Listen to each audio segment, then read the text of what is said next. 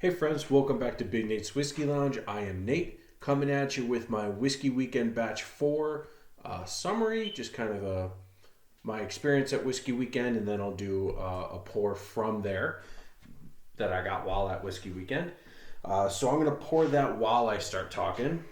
This is going to be High West Campfire. It's a blend of straight rye, straight bourbon, and blended malt scotch. So as far as blended malt scotch, it's still 100% malted barley, but it comes from more than one distillery. An example of a blended scotch would be like Johnny Walker.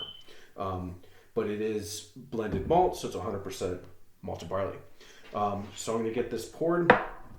So for me, Whiskey Weekend was freaking fantastic. If you are a fan of the podcast, if you're not, please do so. This is where you're going to get access to go to this event. They included a couple of other channels. Bourbon Junkies was there. Matt Porter from ADHD Whiskey was there. It's Bourbon Night was there. BS and Bourbon was there. Trying to think of who else. And if I'm missing, I apologize. Just so many people were there. It was just Dan and Julie like Time Whiskey were there. It's just a fantastic event. And if you're not at Whiskey Weekend Batch 5, you are sorely missing out on a best time. If you are part of Whiskey Tube, as far as whether you're a smaller channel like myself or just a consumer like myself as well, you belong there. This is your people, this is your community, and you should be there. Just kind of the weekend goes from, it's a Thursday night, Friday night, Saturday night, so you're there 3 nights, Thursday through Sunday. I went there Wednesday. I flew down. I flew from Buffalo to Louisville on Wednesday. I did so early in the morning. The Bourbon Junkies had a meetup at 4 o'clock at Justin's House of Bourbon, which is right around the corner from Whiskey Row. So you got the main street, Whiskey Row. Justin's House of Bourbon is one street over, really close to the Galt House where we stayed. So they did the weekend kind of got kicked off with a Junkies meetup. That was fantastic. Ryan from Justin's House of Bourbon treated us really, really well. This smells really good. We had some really, really fantastic pours. I got there a little bit early, and I got there about 3:30ish or so, and I was doing a couple of tastings at Justin's, and then Dan and Julie walked in. And side note, Julie gave me the second longest hug in history. She is amazing. She is fantastic. Love her to death. And that was really special. Dan, I'll say, was the third longest hug I've ever had. They're such amazing people. I spent a lot of time with them this weekend. And I'll kind of share that a little bit. So Wednesday was a meetup with the Junkies. We got to try, those of you that are patrons of Bourbon Junkies, they just did a High West Double Rye release that was finished in Malbec casks. They actually pulled out, because it's Justin's House of Bourbon, Bourbon Outfitters. That's who ships the bottles for them. That's who you purchase the bottles through. So they poured a bottle for us there. It was really good. Really enjoyed it. And then so we did that. Then they also pulled out a couple bottles. They pulled out a 21-year-old Hirsch, which was really good. A 375 of the Old Forester, the 117 series, which is the double aged 1910. Bananas for days, really fantastic. It was really good. There was and I'm going to forget, and I do apologize. There was a 1983 Old Fitz, an 8-year-old Fitz. So would have been like a 91 release or something like that. That was really good. So a dusty old Fitz. There was a Joseph Magnus cigar blend that was batch 39. That was fantastic as well. Just some really fantastic pours. They treated us really, really nice, and it was really good to get a baseline of meeting some people before the actual event started. And then so that was Wednesday, and then Thursday I went and I hit Old Forester at I was on their first tour at 10:30 in the morning. That was really fun. That's right on Whiskey Row. So because I flew, I was kind of limited in where I was going. I didn't have a car to get around. So next time I go next year, I'm going to either fly and rent a car while I'm down there and then drive back, or I'm just going to drive my own car and have it there the whole time, because it limited the amount of bottles I was able to bring back. I brought back 4 bottles. Yeah, I brought back 5 bottles. One of them I gave to my brother, and I'll talk about that in the video that I do a review of that whiskey on that you'll see in a few days. So went to Old Forester, and then later that afternoon I ended up going back to Justin's House of Bourbon. I walked in there about 12, little after noon. They don't do tastings until 1 p.m. So I bought some bottles while I was there, walked them back to the hotel. It's only about a half mile, maybe even less than that. Wasn't too bad. So walked them back, and then I went back at about 1 o'clock. Now the building that Justin's House of Bourbon is in is actually, it's 3 business building. So you got to the far left is was like a bike shop or something like that, and then Old Carter has their headquarters in the middle, and then Justin's is on the end. When I was going from Justin's back to the hotel with my bottles, I walked by Old Carter, and I thought I would just pop in, but they keep it locked. It's actually by appointment only. And as I was walking by, Mark Carter actually came out. I didn't say anything to him. We just kind of nodded at each other, and I went. So I go back at about 1:30 or so, and I'm having a couple of pours. I decided to actually have Old Carter. I had them do a pour of the American batch 7 and batch 8. They were really good. I do prefer 7 over 8, but they are very, very close. While I'm in there, though, a girl walks in. Her name is Jess. She's known as the Bourbon Insider. She obtains different barrels for people to do finishings and things like that. She comes in and she says, yeah, I'm over with the likes. She needed something from Justin's. She's like, we're doing a tasting with some YouTubers. And I go, you know what? I guarantee I know who you're in there with. And I rattle off a couple of names, and she goes, yeah, you're right. We're in there. Whatever. She goes back, and then she comes back in about 10 minutes later with Sherry Carter. I'm going to pull this out real quick just so we can give some... with Sherry Carter, and I introduced myself. Hey, I was like, oh, I know who you're over there with. And they go, well, you know what? The door's unlocked if you want to go pop in there. So basically, I crashed a tasting at Old Carter. In there was Dan and Julie Like, both Dan and Sean from the Bourbon Junkies, Matt Porter from ADHD Whiskey, and Alec Rubin from Alec Bradley Cigars. So they invited me to join them, and it was fantastic. Mark and Sherry Carter are some of the best people I've ever met in the industry. They're just so generous, so nice, and boy, can they drink some whiskey. And they just kept pulling some stuff out, pulled out some older releases of theirs, pulled out some upcoming releases of theirs. We all were sharing them and enjoying them, got to have some really good conversations with Dan Shook. Then Alec and I shared a cigar. Well, not together. We went outside and smoked a cigar together, but not the same cigar, obviously, and got to chat a little bit. And then we went back to the hotel a couple hours later, and I was pretty toasted at this point because if you don't know, Old Carter, they put everything on at barrel strength, and so the amount of whiskey we were drinking at barrel strength was a lot more than what I'm usually used to at a setting. Fantastic stuff, fantastic people. We got to tour upstairs because they're currently building like a members area with lockers and all that. It was really, really cool. So we walked back to about 5-ish or so, we walked back to the hotel because the event was going to be starting. No, I'm sorry, it was the check-in for the event was started at 4. So it was about 3:45 we started to walk back to the hotel, got in line, checked in for the event, and then we went to the event. The event started at 7. There's some videos. You can find them. The Junkies have released them. ADHD Whiskey's probably going to release a few. It's Bourbon Night. And, of course, the podcast being the main hosts will be releasing some videos. Check those out. It just gives you a little piece of the awesomeness that Whiskey Weekend is. So Thursday night they did their thing. It was a lot of fun. And then so Friday morning gets, and I think all 4 nights I ended up hanging out in James and Bob's room. So James and Bob are BS and Bourbon. They're also part of Oak and Thieves, which is a collaboration between BS and Bourbon and the podcast Will and Grease. It is basically they exist for the main purpose of doing barrel picks. It's a barrel pick program. You can check them out on Patreon. Just fantastic people. I hung out in James and Bob's room most night after the event. So for Wednesday night and Thursday night, I called it pretty an early night, probably about 11:30 or so both nights. Thursday night I did it. Wednesday is because I wanted to get good sleep before the event started. Thursday night is because I was out to lunch. woke up Friday morning. Ended up not getting up until a little after noon on Friday. BS and Bourbon was doing breakout sessions. They did Friday, they did it with Penelope, and then on Saturday they did it with ASW. And these were just sessions you could just go to in your free time. You didn't have to sign up for it. And this was in addition to the VIP tastings that we did. And so I was going to go to the 1 o'clock. A buddy of mine, Brandon, who I'll mention in a little bit.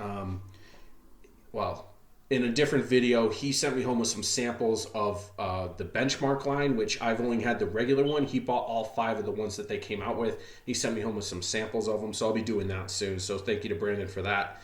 He texted me, he's like, you come to the 1 o'clock Penelope? And I tried. I got up, I walked down. I was staying in the East Tower. A lot of the events were happening in the West Tower. So I walk across kind of both towers are connected by one level that's a bar and a restaurant, kind of a hangout space. So I walk in there and I bump into Dan and Julie again, and Matt Porter, and if you know, his name is Thrasher in the comments, really cool guy, and his friend Jack. We, rather than go to the Penelope breakout session, we ended up going into town. We had lunch at Doc Crow's. That was fantastic. And then came back, I took a nap, and then it was the evening session. And the evening session on Friday night was, so Thursday night, it was Mark and Sherry Carter came and they brought these with them. These were 1 or 2 ounce samples of some old Carter. So they gave some to everybody. So again, that's why they're such generous people. And they came up and they shared the pour with us.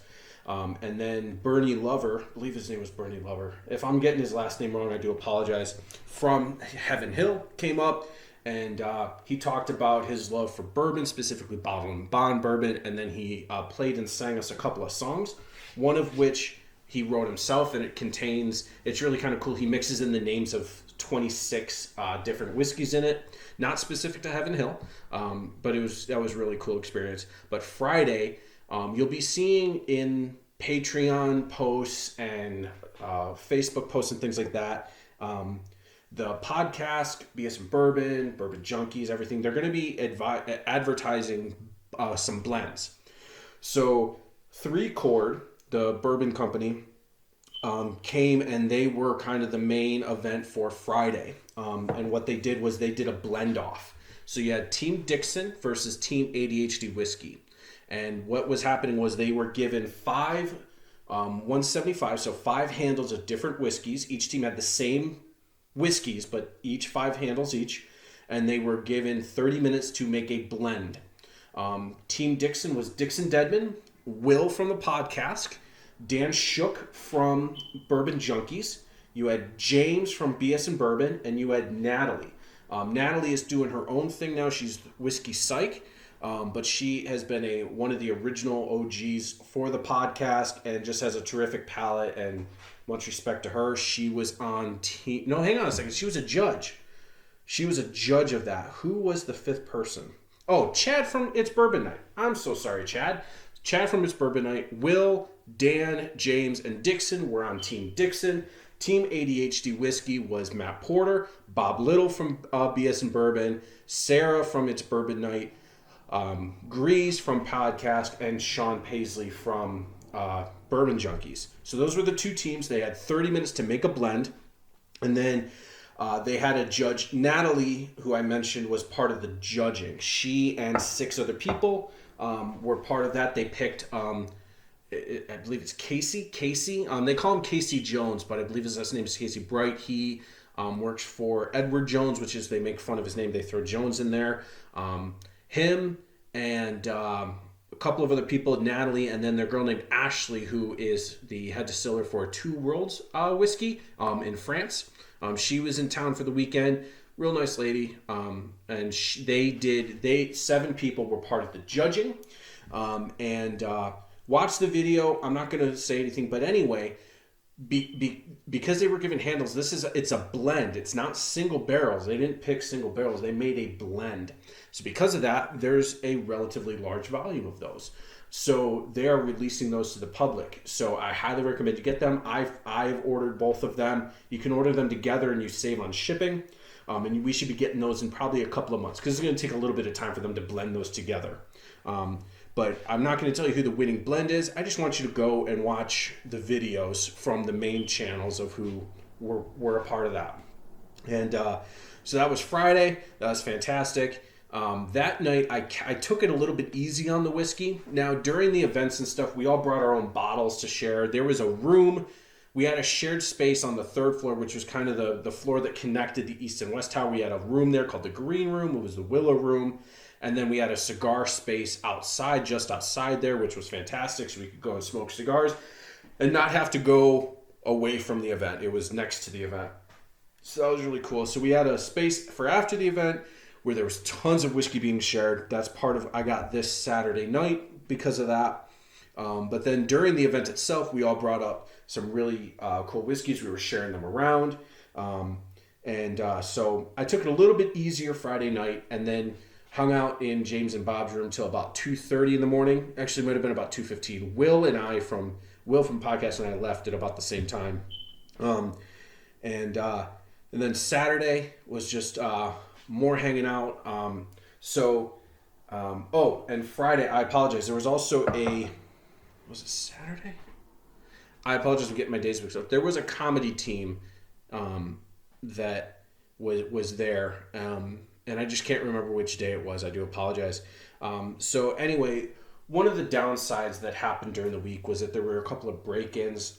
The garage got broken into. Some people had some stuff stolen out of their cars, including bottles. A couple of rooms of some of my friends got broken into and some stuff stolen, including, unfortunately, the likes. Unfortunately, Julia's purse was stolen. Somebody broke into their room, swiped her purse, and took it. So it was Saturday. No, it was Friday. I'm sorry. It was Friday. I'm up with them. We're going through the different floors, back tracing their steps. We go to the 25th floor, which is the top floor, which is the main event space. We check the restaurant. We're looking to see if anybody would have known where her purse was. Side note from that, all the items were located. Her purse was not found, but the items, I'm not going to get into that, but basically most of the items that were stolen were eventually located. But then... So Dan and Julie and I get onto the elevator on the fourth floor, jump in there with two guys. They end up actually being the comedy act for the night, the opener and the main event, or the main act. Matt Taylor and Aaron Webb, I want to think his name was. Both of them crushed it. They were so funny. It was absolutely hilarious. Look them up. They were fantastic. But anyway, we got caught in the elevator going down. So we're on the 24th floor. We're going to go down all the way we're going to go to the third floor, I believe it is, because that's where the crossover is. So we're on our way down, and we just passed the 19th floor, heard a really loud bang, the elevator shook really violently, and we stopped. And it took them 20 minutes for them we pressed the button for them. It took them 20 minutes just to get to us and get to we were luckily not completely in the middle. They pried it open, and we were partially on a floor. So they talked to us. They were able to electronically reset the elevator, so we were able to get back down. But that was scary, and that was in the West Tower. And apparently a couple of the elevators in the West Tower were having some issues that weekend. There was a lot of people. Not only were the 200 plus of us for Whiskey Weekend, there was a fraternity that was there, and there was a ton of people there for that. Probably more than our event, it felt like. Anyway, and then that was Friday. Hung out James and Bob's room till about 2:15, 2:30. And then Saturday, just kind of mulled around town a little bit, got some food, slept in late again. And then I went to ASW, their distillery out of Georgia, Atlanta. It's American Spirit something. It used to stand for American Spirit and Whiskey, but the W is different now. The distiller and the blender were there, and I do apologize. The blender's name was Blake, but the head distiller guy, I can't remember his name. But he played a fiddle. Blake played a guitar. They played for a Saturday night or Friday night or Saturday night. Fantastic. It was a lot of fun. But they did the breakout sessions for BS and Bourbon on Saturday. Fantastic stuff. A couple of people have started to release their videos. Tipsy Whiskey Shenanigans just released a video for their Tire Fire whiskey. Another channel, and I apologize, I'm not remembering off the top of my head. They just released a video today. This is Thursday the 7th that I'm shooting this. They released my favorite of what they there's a lot of whiskeys. So they brought most of everything they had. So their regular release and their cask strength. So like it was a ton of whiskey that they shared with us. My favorite was the Georgia Heartwood, which was a finished bourbon or finished whiskey. That was really good. It smelled like barbecue to me. It was fantastic. And then Saturday, I had my VIP tasting with the junkies. So the VIP tasting, basically everybody gets one. And they divide you. There were 10 during the whole, between Friday and Saturday, there were 10 total. So you got put into a specific group. Everybody, it was 3 blinds. So everybody received the exact same whiskey. And they were fresh bottle cracks for each tasting. So it basically, Will and Grease do something called buy, bar, pass. They buy it if they love it, bar it if they will drink it in a bar, and pass if it's not worth it. So we had those 3 pours. It was Blanton's Gold. It was an Elijah Craig barrel proof single barrel pick, and a Rye Conic from a craft distillery. Most people passed on the Blantons. It was good, but it just wasn't. Tasting it blind, nobody was really, really impressed with it, which is really interesting, which is why blinds are really cool. That was really my first time doing a blind, because I live alone. I do my videos alone, which is going to change. You'll see some guests here and there. But it was blind, so we went in. We weren't biased by the bottle or anything, so I passed on the Blantons, buy on the Elijah Craig, and then because of course it's single barrel proof, it was really, really good. Which is actually Jake's Cigar Bar was the cigar sponsor, and they sold cigars while there. I have a couple in my humidor over here. They did a specific one for Whiskey Weekend, which is actually these right here. It's got a specific band on it. You can purchase these now if you go to the podcast .com. You can, well, if you're a patron of theirs or if you're part of their Facebook group, there are links to buy these cigars, as well as the Alec Bradley pack. I have 2 of those as well. But basically, the Elijah Craig barrel proof was the tobacco in those cigars was aged in that barrel, in that Elijah Craig barrel. And then the Rye Conic was really good. I did buy on it because they said it was about 40 to 60. I would have bought it at 40 because it was very unique, very interesting. At 60, I might have been a bar. But either way, it was just a really fun experience. And then they always do a wheel. So they come in, Will and Grease come into every tasting, and they do a spin the wheel, and you get a really, typically either a really expensive, allocated, or just extremely hard to find bottle, and you share that amongst the pour. Ours came down to a vote, actually. It was a vote between Bell Mead Honey and Kentucky Owl Dry State. And we voted for Kentucky Owl Dry State, and it was a fantastic whiskey. Really enjoyed that experience. I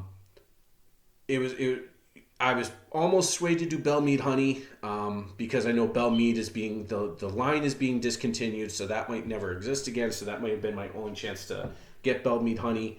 But also Kentucky Owl was different because Dick's is not a part of it anymore, so I felt a little bit like I want to do that.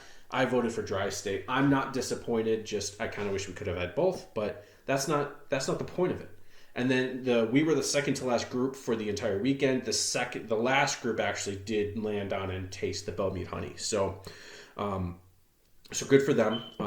Then Saturday night we did the event, and Bourbon Junkies did a live pour guesses. They actually called my buddy Brandon, who I was hanging out with that weekend, who I mentioned prior.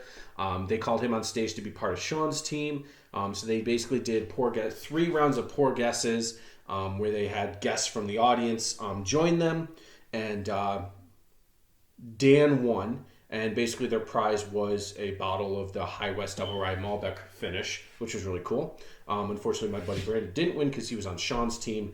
But prior to that, Dan shaved his head. And go check out that video. They're going to be releasing it. I don't think they've released that video yet. However, I'm shooting this on Thursday. Tuesday night, the Junkies did their live stream as they do every week, and Sean had his shaved head. In my opinion, it doesn't look too bad, and he did it, of course, for charity. So, they're such fantastic guys. Shout out to them, cheers to them. I know this video is going long. I do apologize. You're probably not going to watch all of this, but anyway, suffice to say, and then I left Sunday. I hung out with, I have some friends that used to live in my area that moved down there. A buddy of mine works for Angels Envy. I hung out with him in downtown Louisville Sunday afternoon, and then I flew home. This bottle I received from my buddy Andy Payne. So one of the reasons why I'm going to promote Whiskey Weekend, you need to be there. But also, if you're not already, I suggest being a patron of the podcast, and specifically at the town hall level. What that is we do a monthly Zoom meeting. So I was able to get some FaceTime with Will, with Grease, and with the Likes, Dan and Julie, and a bunch of other people that you'll know from the Whiskey Tube community, specifically if you watch the podcast. We get to build a virtual relationship. So when you go there, you don't just know nobody. You're not just jumping in blind. Don't be wrong. If you're new, you will be included. But it's a little bit easier if you know people by having interacted with them through this process, through these monthly Zoom meetings. A couple months ago, my buddy Andy Payne, who's one of the patrons, really cool guy, got to spend some time with him. So you'll notice that this is far down. This is actually my first full pour of it. We poured a little bit while we were there. But he mentioned, he's like, hey, I'm not a fan of this. He pulled up the bottle. I was like, I don't like this. Does anybody like it? Blah, blah, blah. I said, you know what? I can't find it. Both my buddy Connor, another buddy of mine, Greg, from the Cigar Lounge, this has been one of the bottles we've been hunting. And as the main hunter, it's been kind of put on my shoulders to find it. Hadn't been able to do it. It's not in my area. This is also a 2019 release. So he pulled it up one Zoom meeting and says, I don't like this. Does anybody like it? And I said, I can't find it. He's like, it was only down to like here. He's like, I will bring the bottle for you. So Andy Payne gave me this bottle. Thank you, Andy. You are a fantastic person. It was so good to meet you. Can't wait to see you again next year. So he gave me this bottle, and I will be taking it to the Cigar Lounge with me on Saturday. And I will be showing, I'm going to keep it in my collection because I want to, but I will probably be it might not leave. It might not leave with any whiskey left on Saturday, depending on how many people go at it. But anyway, so thank you to Andy. Cheers to you. You fantastic person. Such a great guy. But I'm getting malt on the nose. So I'm getting rye spice as well. It's very, very unique. I'm not going to say smoky because I don't believe that I don't think that there's peat in this, but I'm not quite sure. I'm going to read it while I do this.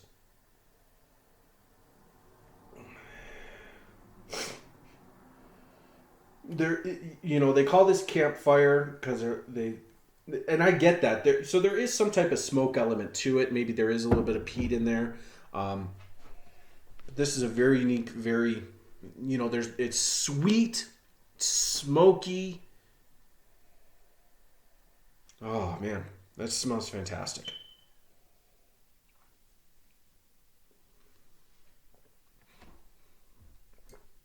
Okay, it is peated. The peat's showing up a lot more on the taste than it is on the palate, but it's really good. It's 46%, so it's 92 proof. Man, this is so good. Almost has I got like a vanilla ice cream taste to it. It was sweet, peaty. This is really good. And I know I've lost you guys by now. This is a 30-minute video. I do apologize for that. But High West Campfire. This is a 2019 release. I don't believe they release this anymore. If they do, I recommend it. But you gotta like peated whiskey because the peat kind of dominates a little bit as it tends to do so. So just keep that in mind. But anyway, thanks for watching. Thank you to all the people at Whiskey Weekend. You guys were fantastic people. Likes, Dan and Julie, I love you guys so much. It was great to spend that much time with you. You guys are such great people. Dan and Sean, Bourbon Junkies, love you guys. You guys were great. Matt Porter, great guy. All these guys were great guys. Got to spend some quality time with some of these people. And it truly is not about the whiskey. It truly is about the people. Whiskey Tube, our communities really do depend on just some really, really fantastic people. And all of them are just so fantastic. I just can't say enough about those people. But so I'm going to leave it at that. This has been High West Campfire. And that has been my review of Whiskey Weekend Batch 4. I hope to see you next year. Cheers.